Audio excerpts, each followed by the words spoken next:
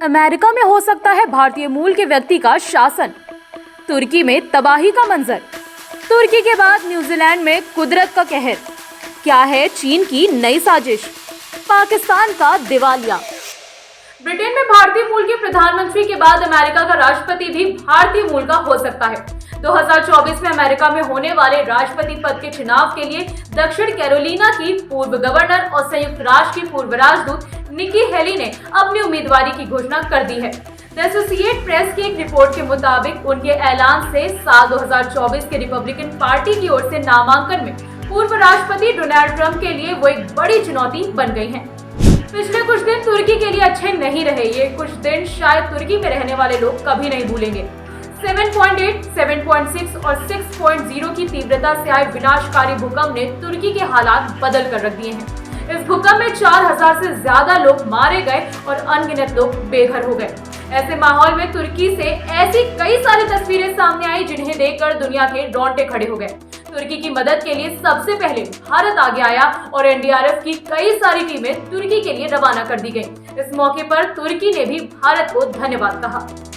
तुर्की में आए भूकंप से अभी दुनिया उभर ही नहीं पाई थी कि न्यूजीलैंड में भी कुदरत का भयानक रूप देखने को मिला।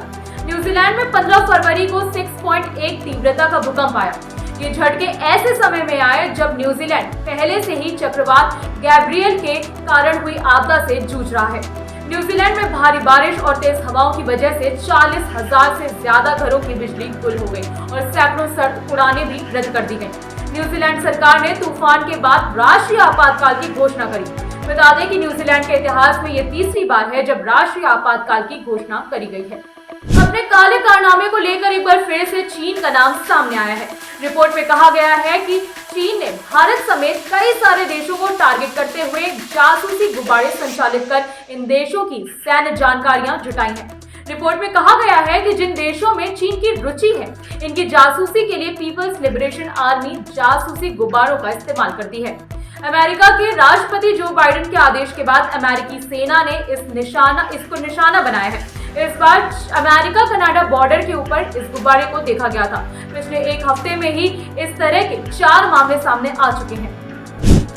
आजकल पाकिस्तान अपने दिवालियेपन से गुजर रहा है। आर्थिक तंगी की मार झेल रहा पाकिस्तान अब IMF को संतुष्ट करने के लिए अपनी आवाम पर नए टैक्स लगाने की तैयारी कर रहा है। IMF की शर्तों को पूरा करने के लिए पाकिस्तान ने अपनी आवाम पर 170 अरब रुपए का टैक्स लगाने की मंजूरी दे दी है। इस नए टैक्स के चलते पाकिस्तान सरकार को 170 अरब रुपए का अतिरिक्त राजस्व मिलने की उम्मीद है।